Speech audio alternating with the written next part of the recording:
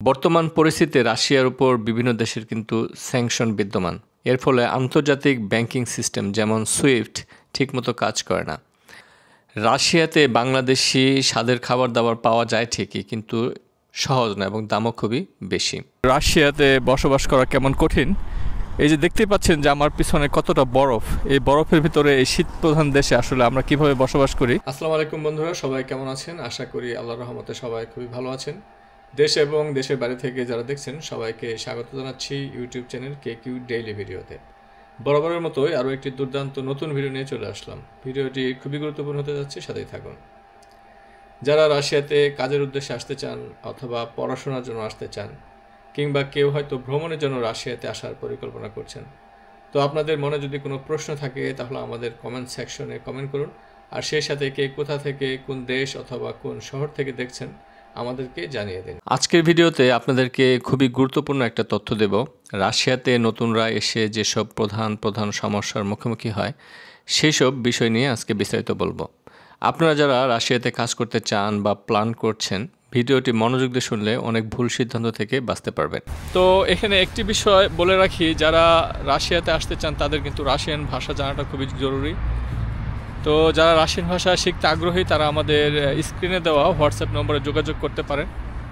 আমাদের বিভিন্ন মেয়াদি কোর্স রয়েছে, 1 মাসের কোর্স অথবা 2 মাসের কোর্স রয়েছে, আপনি সেই কোর্সগুলো নিতে পারেন এবং করতে পারেন। এছাড়া যারা রাশিয়ান কোর্স করতে চান না তারাও কিন্তু আমাদের পিডিএফ লেকচার শিট এছাড়া আমাদের রেকর্ডেড ভিডিও নিতে পারেন।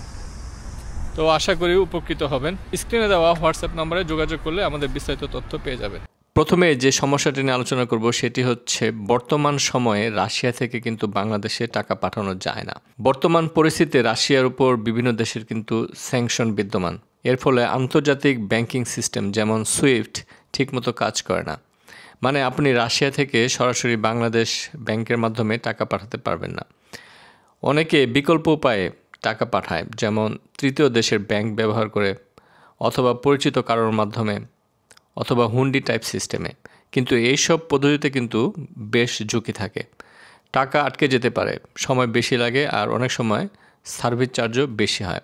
তাই যারা আসতে চান আগে থেকেই এই বিষয়টা মাথায় রাখবেন যে রাশিয়াতে আপনি ভালো টাকা ইনকাম করতে পারলেও রাশিয়া থেকে কিন্তু সহজেই বাংলাদেশে টাকা পাঠাতে পারবেন না। এটা কিন্তু একটা বড় চ্যালেঞ্জ। এখন দ্বিতীয় যে সমস্যাটি নিয়ে আলোচনা করব সেটি অনেকের একটি কাঙ্ক্ষিত সমস্যা, সেটি হচ্ছে খাবার দাবার। রাশিয়াতে বাংলাদেশি স্বাদের খাবার-দাবার পাওয়া যায় ঠিকই, কিন্তু সহজ না এবং দামও খুবই বেশি। যেমন চাল, ডাল, তেল, মশলা, মাছ সব কিছু পাওয়া যায়, কিন্তু এগুলোর স্বাদ কিন্তু বাংলাদেশি স্বাদের মতো একদমই হবে না। সম্পূর্ণ আলাদা এবং দাম আপনার বাংলাদেশ থেকে 30 থেকে 50% বেশি হবে। এছাড়া হালাল খাবার আপনি সব জায়গায় পাবেন না, বিশেষ করে বড় বড় কোনো শহরে, কোথাও পাইকারি মার্কেটে, সেখানে কিন্তু হালাল খাবার পাওয়া গেলেও ছোট ছোট শহরগুলোতে বা গ্রাম অঞ্চলে কিন্তু আপনার হালাল মার্কেট বা হালাল খাবার পাওয়াটা খুবই কঠিন হয়ে যায়। তাই নতুনরা যারা প্রথম দিকে রাশিয়াতে আসে তাদের কিন্তু খাবার নিয়ে খুবই জটিল সমস্যায় পড়তে হয়।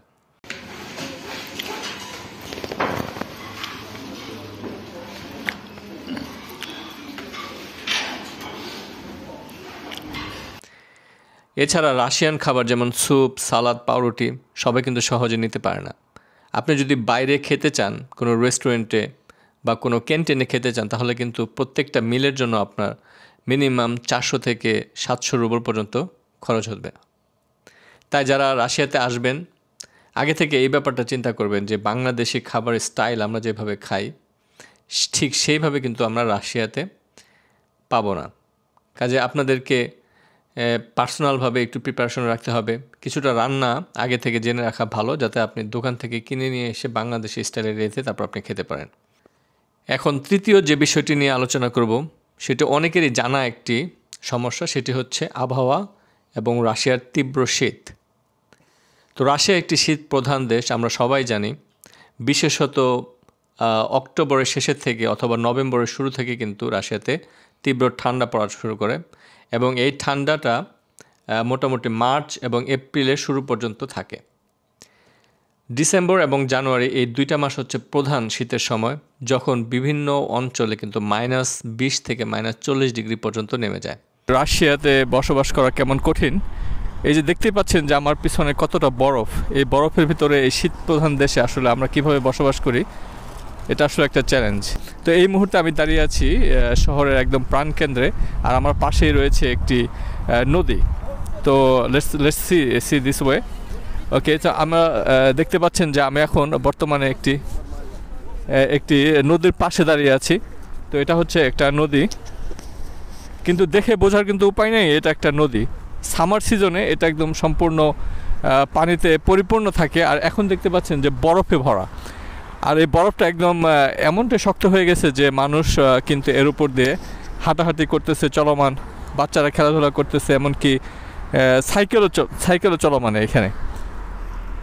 তো বরফ এতটাই শক্ত যে এর উপর দিয়ে মানুষ নির্দ্বিধায় চলাচল করতে পারে। তো এতটাই বরফ, এতটাই শীত প্রধান দেশ হচ্ছে রাশিয়া। আপনি যদি রাশিয়ার ইউরোপ অঞ্চলের দিকে যান, যেমন মস্কো বা সেন্ট পিটার্সবার্গ, অথবা আরও দক্ষিণে যদি যান রস্তভ, ক্রাসনাদার, সোচি, এইসব অঞ্চলে তুলনামূলকভাবে আবহাওয়া একটু ভালো হয়। আর যদি আপনি এশিয়ান অঞ্চলের দিকে চলে যান অথবা সাইবেরিয়ার দিকে চলে যান, সেখানে কিন্তু আপনার তাপমাত্রা খুবই ঠান্ডা থাকে এবং শীতের দিনে ঘর থেকে বের হওয়াটাই দুষ্কর হয়ে যায়। তাই নতুনরা প্রথম যারা আসবেন রাশিয়াতে কাজের উদ্দেশ্যে, অনেকে আউটডোরে কাজ করেন, বিভিন্ন ফ্যাক্টরিতে, বিভিন্ন কোম্পানিতে কাজ করেন, যারা ফুড ডেলিভারিতে কাজ করবেন তাদের কিন্তু সবসময় রাস্তাঘাটে চলাফেরা করতে হবে। তো সেই ক্ষেত্রে কিন্তু আপনাদের বিশাল একটা চ্যালেঞ্জের মুখে পড়তে হবে। কাজে যারা ডিসেম্বর মাসে, জানুয়ারি মাসে রাশিয়াতে আসার পরিকল্পনা করছেন, আপনারা কিন্তু খুবই সচেতন থাকবেন। এছাড়া তুষারপাত হলে রাস্তায় হাঁটা বিপজ্জনক হয়ে যায়, পা পিছলে পড়ে যাওয়ার একটা চান্স থাকে। এই ঠান্ডা মোকাবেলা করতে হলে ভালো মানের জ্যাকেট, বুট, গ্লাভস, থার্মাল ইনার এসব লাগবেই। তাই বাংলাদেশ থেকে আসার আগেই কিন্তু আপনি এগুলো প্রিপারেশন নিয়ে আসতে পারেন। আর এখন চতুর্থ যে বিষয়টি বলবো সেটি হচ্ছে ভাষা। রাশিয়ান ভাষা কঠিন, আর এখানে বেশিরভাগ মানুষই কিন্তু ইংরেজিতে কথা বলে না। তাই সেই কারণে আপনি যখন রাশিয়াতে আসবেন, আপনাকে 100% এটা নিশ্চিত করতে হবে যে আপনাকে কিন্তু রাশিয়াতে কারোর সাথে কমিউনিকেশন করতে হলে আপনাকে অবশ্যই রাশিয়ান ভাষাতেই করতে হবে। ধরেন দোকানে কেনাকাটা করবেন, অথবা বাস, ট্রেন ব্যবহার করবেন, হাসপাতালে যাবেন, বিভিন্ন ধরনের ডকুমেন্টস বানাবেন, সব জায়গাতেই কিন্তু আপনি ভাষা সমস্যায় পড়বেন। আপনি যদি রাশিয়ান ভাষায় না জানেন তাহলে কিন্তু প্রত্যেকটা দিনই আপনার কাছে একটা চ্যালেঞ্জিং মনে হবে। রাশিয়ান ভাষা, তো আমি সবসময় এই কথাটা বলি, আপনারা রাশিয়াতে আসলে কিন্তু রাশিয়ান ভাষাটা আগে থেকে কিছু না কিছু শিখে আসবেন। কারণ রাশিয়াতে কিন্তু আপনার রাশিয়ান ভাষা ছাড়া অন্য কোনো ভাষায় চলে না। ইংলিশ ভাষাটা যদিও একটু চলে, কিন্তু সেটাতে কোনো কাজ হবে না।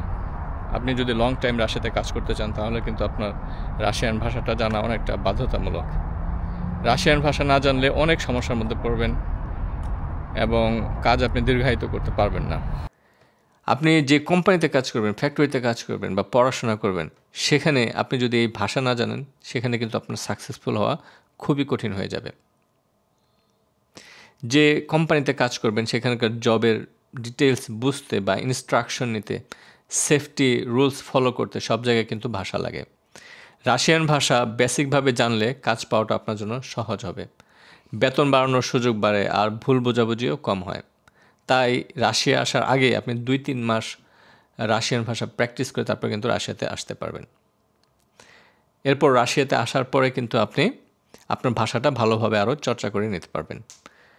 আপনার যদি রাশিয়াতে দীর্ঘদিন থাকার কোনো পরিকল্পনা থাকে, রাশিয়াতে যদি আপনি টেম্পোরারি রেসিডেন্টশিপ নিতে চান অথবা পার্মানেন্ট রেসিডেন্টশিপ নিতে চান, তাহলে কিন্তু আপনার রাশিয়ান ভাষা শিখে একটা রাশিয়ান পরীক্ষা দিতে হবে, এবং সেই সার্টিফিকেট অর্জন করার জন্য কিন্তু রাশিয়ান ভাষাটা ভালোভাবে জানা অত্যন্ত জরুরি। তো এই ছিল আজকের ভিডিওটি দেখার জন্য সবাইকে অসংখ্য ধন্যবাদ। ভিডিওটি ভালো লাগলে লাইক, শেয়ার এবং সাবস্ক্রাইব করতে ভুলবেন না। পরবর্তী পর্বের জন্য আমাদের সাথে থাকুন। আল্লাহ হাফেজ।